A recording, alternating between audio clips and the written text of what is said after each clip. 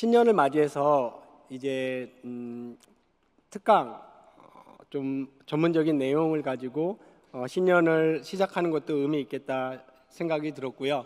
그래서 원래는 제가 팔복을 좀 준비했어요. 거의 준비도 끝났는데 그때 문득 기초부터 이제 다시 한번 확인하면서 훑어 올라가는 것도 좋겠다 하는 생각이 갑자기 강하게 들었습니다. 그래서 구원의 5대 교리를 선택하게 되었고, 이 구원의 5대 교리는 아마 경양교회 오래 다니신 교인분들은 정말 많이 하셨을 거예요. 구역 공과로도 많이 하셨고 이런저런 기회에 많이 들으셨을 겁니다. 하지만 이 5주간 이 시간을 통해서 다시 한번 확인하고 우리 구원의 위대성과 하나님 은혜의 큰 능력과 힘을 확인하면서 새해를 여는 것도 굉장히 의미 있겠다고 생각됩니다. 일단 5주 동안 가볍게 들어주세요. 편하게. 여기 이제 평생교육원 강의실도 아니고 주일 저녁 예배이기 때문에 편하고 가볍게 좀 해보려고 합니다. 먼저 구원의 5대 교리를 우리가 칼빈주의 5대 교리라고 부르기도 하는데 그 용어가 좀 틀린 건 아니지만 그렇게 적절한 용어라고는 판단이 안 됩니다. 그래서 칼빈주의 5대 교리보다는 구원의 5대 교리라고 부르는 게 좋겠습니다. 왜냐하면 칼빈주의를 대표적으로 나타내는 내용들은 우리가 공부하게 될 이 5가지 내용이라기보다는 그리스도와의 연합 그리고 하나님의 절대주권, 이 2가지가 칼빈주의를 대표하는 거거든요. 그래서 그 가운데서도 그 칼빈주의 안에서도 구원에 관해서, 그죠? 칼빈주의 안에 조직신학적인 주제가 굉장히 많잖아요. 하나님에 관해서, 교회에 관해서, 종말에 관해서, 인간에 관해서. 근데 그 가운데서 이거는 구원에 관해서 우리 개혁주의가 가지고 있는 구원에 관한 5가지 특징이 무엇인지 정리해 놓은 아주 뜻깊은 조직신학적인 교리라고 할 수 있겠습니다. 먼저 저와 여러분이 구원인으로 살아가고 있는데 구원이라는 것을 한번 진지하게 한 번씩 생각해 보시나요? 구원인이 뭔가? 저는 고등학교 때 한번 되게 심각하게 생각해 본 적이 있어요. 저도 이제 모태신앙이고 너무 약간 습관적으로 어려서부터 신앙생활 같은 것을 해온 나머지 어느 순간 문득 이게 뭐가 지금 도대체 어떻게 된 건가 이런 생각이 들더라고요. 그리고 이제 예배도 습관적으로 드리게 되고 예배 때도 별 감흥도 없고 그냥 주일날 되면 버릇처럼 교회 가고 그러던 중에 저는 이 구원의 5대 교리에 오늘 이 첫 번째 부분 인간의 실상에 대한 내용을 접하고 구원의 기쁨과 신앙의 감격을 다시 한번 회복했었던 그런 경험이 있습니다.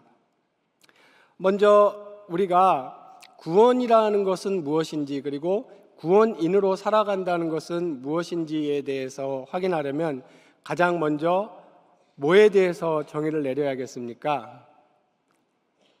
가장 먼저 인간이죠. 인간이란 어떤 상태에 있는가? 이제 인간이란 누구인가? 인간이란 무엇인가? 이거 이전에 인간은 어떤 상태에 놓여 있는가? 성경이 말하는 인간의 실존은 어떤 상태인가? 이것을 먼저 이해하는 것이 굉장히 중요합니다. 이것이 왜 그렇게 중요하냐면 제가 오늘 낯설교 중에도 잠깐 말씀을 드렸듯이 인간이라는 이 존재를 어떻게 이해하느냐에 따라서 경제관, 정치관, 국가관 이 모든 것이 다 결정됩니다. 예를 들면 기독교 같은 경우는 인간을 죄인이라고 보기 때문에 역사상에 나타났던 시장경제의 원리 중에 공산주의라는 것이 있어요. 시장경제 체제 중에. 그것이 성경적으로 볼 때는 가능하겠습니까? 저는 불가능하다고 봅니다. 왜냐하면 인간이긴 죄인이기 때문에 다 같이 벌어서 다 같이 나눠 먹는 것은 불가능합니다. 이렇게 인간에 대한 이해를 어떻게 가져가느냐에 따라서 우리 주변을 둘러싸고 있는 많은 것들에 대한 해석과 의미가 달라집니다. 그리고 또 한 가지는 우리가 치유라는 말을 잘 쓰시잖아요. 저와 여러분 모두 치유가 필요하지 않습니까? 상한 감정의 치유, 영혼의 치유, 정서의 치유, 혹은 물리적인 몸의 질병의 치유, 특히 정서와 영혼의 치유를 우리가 맛보려고 할 때 그때도 정말 중요한 것이 인간을 어떻게 이해하는가입니다. 그렇다면 성경은 인간을 어떻게 정의하고 있겠습니까? 오늘 제목이 얘기해주고 있죠. 인간은 전적으로 부패했다, 이렇게 얘기하고 있습니다. 조금 기분이 안 좋으신가요? 기독교가 교회에 오면 소망과 희망과 사랑과 그런 것을 얘기해야지 왜 인간을 부패부터 시작하냐, 이렇게 말씀하실지도 모르겠습니다. 제가 그걸 얘기하기 위해서 개혁주의는 진정한 소망과 진정한 희망과 진정한 긍정을 얘기하기 위해서 실상을 얘기하는 겁니다. 쉽게 말해서 병을 진짜 제대로 고치려면 병이 어떻게 들어있는지를 정확히 진단해야 되는 것이죠. 그래서 단적으로 말해서 인간은 전적으로 부패했다, 이게 조직신학적인 명제입니다. 여기서 우리가 한 가지 먼저 확인하고 넘어가야 될 사항이 있어요. 여기서 전적이라는 표현을 우리가 씁니다. 영어로 total이에요. total depravity, 전적 부패. 근데 여러분, 전적 타락이라는 말 혹시 들어보셨죠? 전적 타락도 굉장히 익숙하지 않습니까? 근데 그렇게 써도 돼요. 써도 되지만 엄밀히 말하면 타락은 어떤 상태를 말하는 것이 아니고 엄밀히 말하면 성경에 있었던 하나의 사건입니다. 이벤트. 그러니까 창세기 3장에서 사탄에 의해서 죄가 이 세상에 들어오고 인간이 죄 아래 놓이게 된 그 하나의 이벤트, 사건을 타락이라고 얘기를 하는 것이고, 그리고 그 타락이라는 사건으로 인해서 인간들이 죄로 오염되고 부패된 것입니다. 그래서 정확히 말하면 전적 타락이라 그래서 잘못될 건 없지만 좀 더 면밀하게는 전적 부패라는 말이 맞습니다. 그래서 영어로 표현할 때도 타락을, 이제 타락은 fall이거든요. F-A-L-L, 떨어진다, 나락으로 떨어지다. 그래서 이 F를 꼭 항상 대문자로 표현해요, 신학적으로.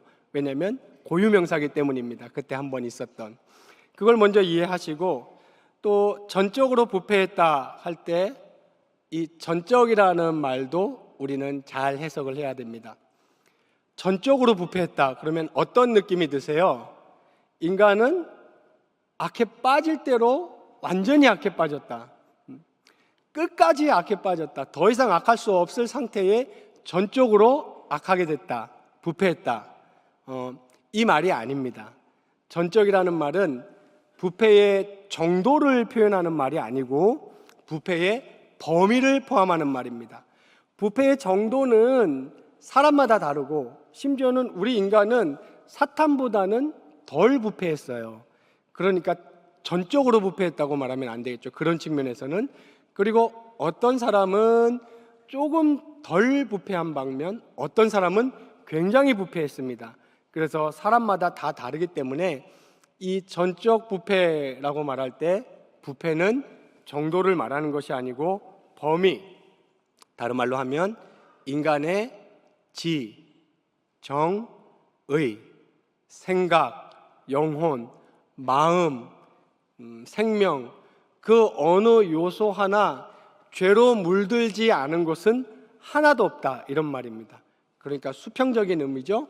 전적으로 부패했다는 말이지 전적으로 완전히 부패에 빠졌다, 이런 말은 아닙니다. 그러면 이제 자세히 그 부패의 내용을 좀 살펴보도록 하겠습니다. 이렇게 전적으로 부패한 인간은 당연히 가장 먼저 무엇을 행할 수 없게 되었습니까? 참된 의미의 선을 행할 수 없게 되었어요. 안 믿는 사람도, 예수 믿지 않는 사람들도 선을 행하죠. 그렇죠? 근데 인간이 전적으로 부패했는데 왜 참된 선을 행할 수 없다고 얘기를 하나요? 라고 질문을 할 수 있겠죠. 여기서 우리가 또 짚고 넘어가야 될 게 있어요. 여러분 하이델베르크 교리문답 공부한 거 기억나십니까? 혹시 기억 안 나세요? 저랑 같이 하이델베르크 교리문답을 공부했는데 그때 91문에 보면 이런 질문이 나옵니다. 선행이란 무엇입니까? 답해 보면 참된 믿음으로 하나님의 율법을 따라서 그리고 그의 영광을 위하여 행한 것만을 선행이라고 한다. 일단 성경이 말하는 선이라는 것의 의미를 우리는 짚고 넘어가야 됩니다.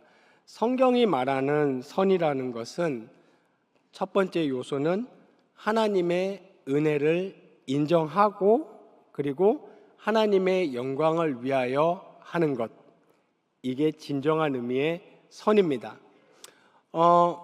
안 믿는 사람들도 선을 행한다고 할 때 그 사람들은 당연히 자연인이죠. 중생하지 않은 사람들, 그 사람들이 행하는 선도 표면적으로는 선이에요. 예를 들면 슈바이처 같은 훌륭한 위인은 정말 아프리카로 달려가서 그 안락한 유럽에서의 보장된 생활을 버리고 아프리카로 달려가서 자기 평생을 다 바쳤죠. 그렇게 선하게 산 사람들도 있습니다. 그런데 여기서 중요한 것이 있습니다. 성경이 말하는 중요한 것, 인간이 그렇게 선을 행할 수 있는 것은 성경은 무엇이라고 얘기하냐면 하나님의 은혜라고 얘기합니다. 다른 말로 하면 믿는 사람이나 믿지 않는 사람이나 자연인이나 중생인이나 모두 전적으로 부패한 인간이 만약에 선이라는 것을 행한다면 그것은 하나님의 도우심이 있는 겁니다. 하나님의 역사가 있고 하나님의 은혜가 있는 겁니다. 하나님의 은혜는 두 가지로 나눠지죠. 여러분이 익숙히 많이 들어서 아시는 일반 은혜라는 것이 있고 특별 은혜라는 것이 있습니다. 일반 은혜라는 것은 모든 인류가 다 누리고 있습니다. 그렇기 때문에 아까 슈바이처의 예를 다시 한번 들어볼까요? 슈바이처도 전적으로 부패한 사람입니다. 어디 하나 부패하지 않은 곳이 없는 사람입니다. 아까 우리가 읽었던 성경 본문처럼 인간은 기본적으로 본질적으로 선을 알 수도 없고 선을 추구하지도 않고 선을 행하지도 못합니다. 그런 사람이 선을 추구할 때는 하나님의 은혜의 도우심이 거기에 작용한 겁니다. 그런데 우리는 중생하지 않은 사람, 예수 믿지 않은 사람에게 작용한 그러한 하나님의 은혜를 무엇이라고 부르냐면은 일반 은혜라고 부릅니다. 간단히 정리하자면 예수를 믿지 않는 사람이 행하는 선도 하나님의 은혜입니다. 다른 말로 하면 성령은 예수 믿는 사람에게만 역사하십니까? 그렇지 않죠. 성령은 예수 믿지 않는 사람에게도 역사합니다. 성경은 어떻게 가르치고 있냐면 인간은 아담의 원죄로 인해서 죄악 중에 출생했고 죄 가운데 태어난, 죄인으로 태어난 전적으로 부패한, 그리고 다른 말로 하면 전적으로 무능한 존재다라고 성경은 이렇게 얘기합니다. 그렇게 전적으로 부패하고 전적으로 무능한 존재가 이 세상에서 선이라는 것을 행할 수 있는 이유는 신의 은혜, 하나님의 은혜가 작용하고 있기 때문이다 라고 성경은 얘기하고, 이것을 다른 말로 믿지 않는 자들에게도 성령은 역사한다 이렇게 얘기하고 있습니다. 그러므로 우리가 참된 선과 상대적인 선을 여기서 구분해야 합니다. 참된 선은 아까 하이델베르크 교리문답에서 우리가 확인을 했죠. 어떤 것이 참된 선입니까? 여러분 이런 구절 많이 들어보셨죠? 믿음으로 행하지 않는 모든 것이 죄니라 그랬습니다. 여기서 믿음으로 행한다는 것은 무엇을 의미할까요? 여기서 믿음으로 행한다는 것은 내가 선을 행하고 싶은 마음이 들고 어떤 최소한의 선을 하고 그리고 선을 실행에 옮긴 것은 오로지 하나님의 은혜이다라는 것을 알고 믿는 것입니다. 이게 믿음으로 행하는 겁니다. 그런데 만약에 어떤 사람이 하나님의 은혜로 성령의 도우심으로 선을 행하면서도 그것이 하나님의 은혜인 것으로 인정하지 않고 더욱이 나는 이런 선을 행할 능력이 전혀 없는 전적으로 부패한 존재라는 것을 인정하지 않는다면 성경은 안타깝지만 그것도 뭐라고 표현을 합니까? 그것도 죄다 그럽니다. 그러니까 성경이 인간이 죄로 부패해서 하나님께 반역한다, 하나님께 대항한다, 하나님께 불순종한다는 것은 가장 본질적으로 가장 먼저 무엇을 뜻하냐면 하나님의 은혜를 인정하지 않는다는 것을 의미합니다. 내가 여기 존재하고 있는 것, 즉 이 사회가 법이라는 것을 만들어서 그죠? 최소한의 양심이라는 게 작동하고 법을 어기면 제재를 받는다는 그 공포심이 작동을 하고 인간 사회가 최소한으로 이렇게 돌아가고 있는 것, 이것을 성경은 뭐라고 표현합니까? 하나님의 은혜라고 표현합니다. 이것을 성경은 일반 은혜라고 표현을 하는 것입니다. 그렇기 때문에 불신자들이 행하는 그와 같은 선은 상대적인 선입니다. 그렇다면 진정한 선은 무엇일까요? 진정한 선이라는 것은 내가 선을 행하고 내가 선을 도모하고 선을 생각하는 것이 하나님의 은혜인 것을 아는 것입니다. 그리고 내가 어떤 선을 행했다면, 인간이 어떤 선을 행했다면 그것은 성령의 도우심이고 하나님의 도우심이라는 것을 알고 인정하는 것입니다. 이게 진정한 의미의 선이라고 할 수 있겠습니다. 그러므로 우리가 인간이 전적으로 부패했다라는 것은 정확히 첫 번째로 어떤 말을 의미하냐면 인간은 선을 이해할 수 없다는 것을 의미합니다. 사도행전 16장 14절에 보면 이런 기사가 나옵니다. 두아디라 시에 있는 자색옷감 장사로서 하나님을 섬기는 루디아라 하는 한 여자가 말을 듣고 있을 때 주께서 그 마음을 열어 바울의 말을 따르게 하신지라 했습니다. 이 경우에도 루디아가 바울이 전하는 복음을 따를 수 있었던 것은 하나님이 그 마음을 열어서 은혜를 주셨기 때문입니다. 에베소서 4장 18절에는 이렇게 기록하고 있습니다. 그들이 총명이 어두워지고 그들 가운데 있는 무지함과 그들의 마음이 굳어짐으로 말미암아 하나님의 생명에서 떠나 있도다라고 얘기하고 있습니다. 그러므로 성경이 인간이 부패한 상태를 얘기할 때는 약간 어느 정도 고장났다거나 아니면 하나님과의 관계가 좀 틀어졌다거나 아니면 뭐가 미흡하다는 것을 얘기하고 있지 않아요. 성경은 굉장히 절망스럽게 인간의 상태를 얘기합니다. 뭐라고 표현합니까? 여러분 익숙한 표현입니다. 죽었다 그렇게 표현합니다. 죄로 죽었다 그렇게 표현합니다. 여러분 죽은 사람에게는 감각이 있을까요? 없을까요? 감각이 당연히 없겠죠. 그래서 제가 전에도 한번 설명해드린 적이 있는데 인간이 구원의 복음을 들으면 그 복음을 들을 수 있습니까? 그 복음을 들을 수 없어요. 에드윈 팔마라는 학자는 이렇게 비유했습니다. 인간이 전적으로 부패했다는 상태는 물속에 빠져 들어가면서 허우적대면서 나의 생명을 구원해달라고 막 구명보트를 향해서 외치는 그런 상태를 말하지 않는다고 했습니다. 어떤 상태를 말한다고 했냐면 저 심해 바다 깊은 곳에 가라앉아서 이미 죽은 상태를 말한다고 했습니다. 그것이 인간의 전적 부패입니다. 그렇다면 인간이 하나님의 구원의 소리를 듣고 거기에 반응하고 또 생명줄을 잡고 복음을 믿으려면 가장 먼저 무엇이 필요하냐면 생명, 즉 감각이 필요한 것입니다. 이때 하나님께서 전적으로 홀로 역사하시는 것이 전적으로 하나님께서 먼저 부패한 인간에게 먼저 생명을 주시고, 먼저 은혜를 주시고, 먼저 복음을 들을 수 있게 하시고, 그 복음의 밧줄을 붙잡을 수 있게 하시고, 먼저 그 복음의 소리에 반응하게 하시는 전적인, 오로지 완전한 하나님의 은혜가 거기에 작용하는 것입니다. 그렇기 때문에 인간이 어떤 선을 도모하고 어떤 선을 했을 때, 만일 인간이 하나님, 당신의 은혜입니다. 내가 교회에 나와 앉아 있는 것은 당신의 은혜입니다. 내가 이렇게 재직으로서 봉사할 수 있는 이런 선을 도모하게 된 것은 완전히 하나님의 은혜입니다. 이런 고백을 할 줄 알고 깨끗이 인정해야 하는 것입니다. 그것이 진정한 선의 의미입니다.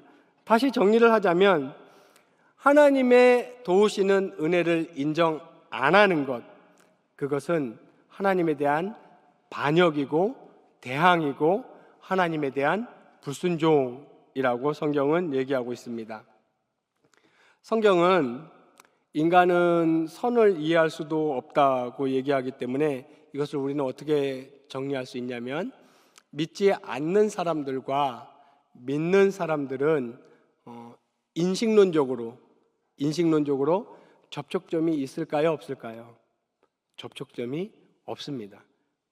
이것을 우리 개혁신학에서는 중생인들과 자연인들은 인식적으로 겹치는 공통분모가 없어요. 아주 쉽게 말하면 예수 믿는 사람들하고 안 믿는 사람들하고 근본적인 대화가 될까요, 안 될까요? 근본적인 대화는 잘 안 돼요.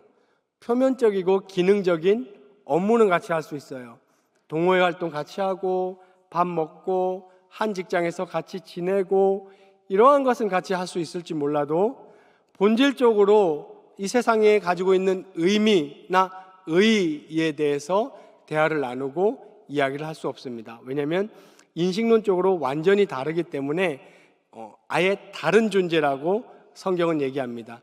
중생인을 새로운 인류라고 표현하고 자연인들을 아직 구원받지 못한 옛 인류라고 표현하고 있는 것입니다. 또한 인간이 부패했다는 것의 또 다른 의미는 당연히 선을 이해할 수 없기 때문에 당연히 자연적으로 선을 추구하지도 못합니다.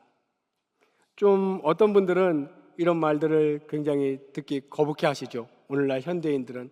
아니, 불신자들 중에도 착하게 살고 좋은 일 하는 사람이 얼마나 많은데 그것을 진정한 선이 아니라고 말할 수 있느냐.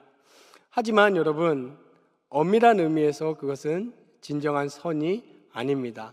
왜냐하면 제가 다시 강조하지만 진정한 의미의 선은 그 선을 행할 수 있게 한 주체, 하나님의 은혜를 인정하고 그 하나님의 은혜를 순종하는 것이 진정한 의미에서 선이라고 성경은 얘기하고 있습니다. 그렇지 않으면 그것은 상대적인 선은 될 수 있어도 참된 의미의 선은 될 수 없습니다.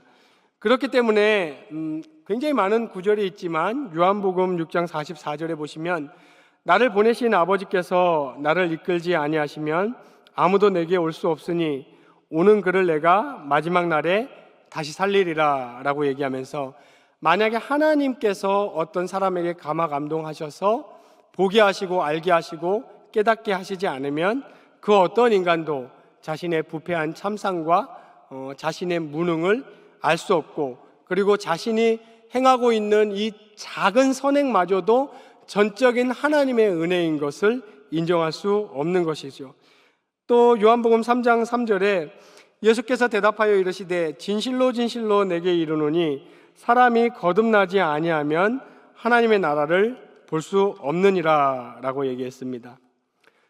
자, 그렇다면 우리가 지금 확인한 대로 불신자들은 선을 이해할 수도 없고 자연인들은 선을 알 수도 없고 행할 수도 없고 선을 갈망하지도 않는데 그들을 어떻게 전도할 수 있겠습니까? 인식론적으로는 공통분모가 없지만 신학적으로 이렇게 정리합니다. 존재론적으로는 공통분모가 있다. 이 말을 쉽게 표현하면 불신자들도 하나님의 형상으로 지음을 받았기 때문에 훼손되고 온전하지 못하지만 하나님의 형상을 그 중심에 지니고 있는 것입니다. 그렇기 때문에 거기에 성령이 역사하신다면 복음의 은혜를 받아들이고 복음을 진정으로 이해할 수 있게 되는 것이죠. 그렇다면 끝으로 이렇게 전적으로 부패한 인간의 결과는 무엇이겠습니까? 전적으로 부패한 인간의 결과는 당연히 파멸과 멸망입니다. 성경은 이 파멸과 멸망이라는 것을 굉장히 사실적으로 얘기하지만 오늘날 현대인들은 이러한 단어마저도 굉장히 듣기 싫어하죠. 왜냐하면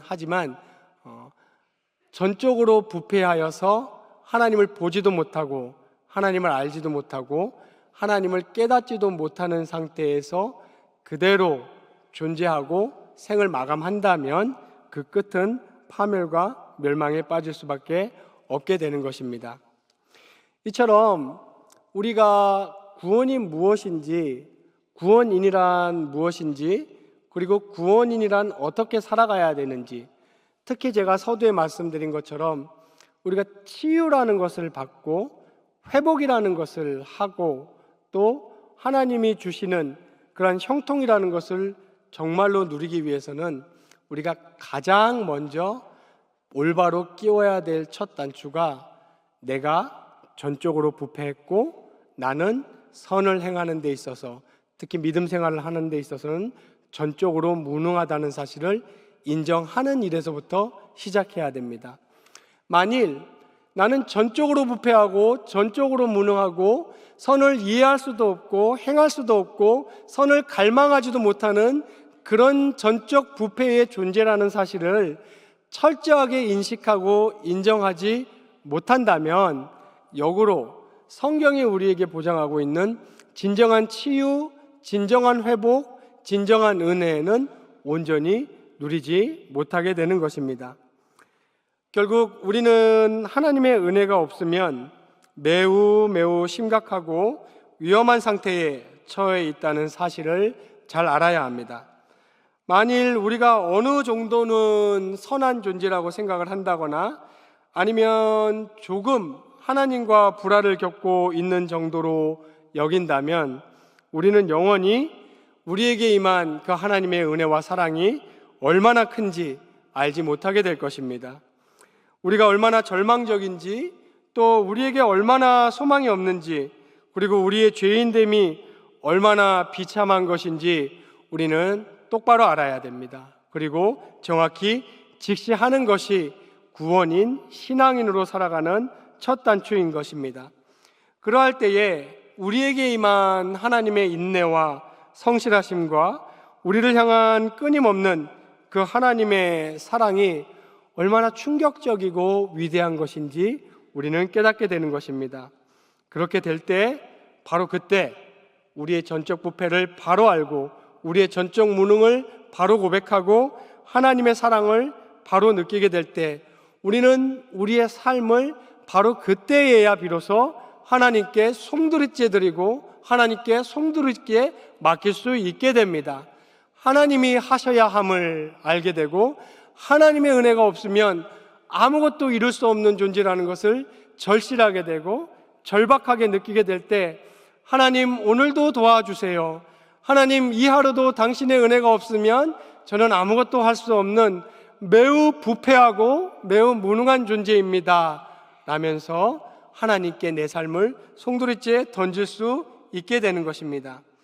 이 전적 부패 교리는 우리를 우울감에 빠뜨리는데 목적이 있는 것이 아니라 우리를 참된 소망이시고 우리의 참된 능력이시고 우리의 삶에 참된 기쁨 되시는 우리의 유일한 소망이신 예수 그리스도를 절망 가운데 바라보게 하고 오직 예수 그리스도만 붙잡고 예수 그리스도에게만 매달리게 하는데 그 목적이 있습니다.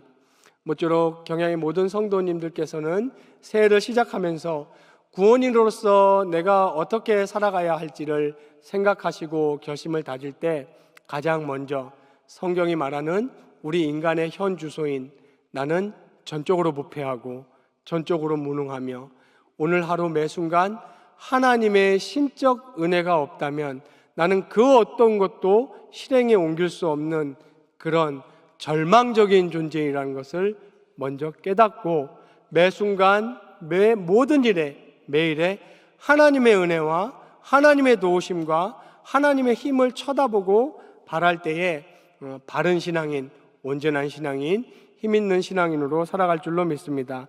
모쪼록 하나님 앞에 내가 얼마나 부패하고 절망적이고 타락한 존재인지를 늘 인정하고 고백하면서 전적으로 내 삶을 하나님의 은혜의 바다에 내어 던지고 모든 일에 하나님의 은혜만을 구하며 삶을 살아가시는 경향의 모든 성도님 되시기를 주님의 이름으로 축원합니다.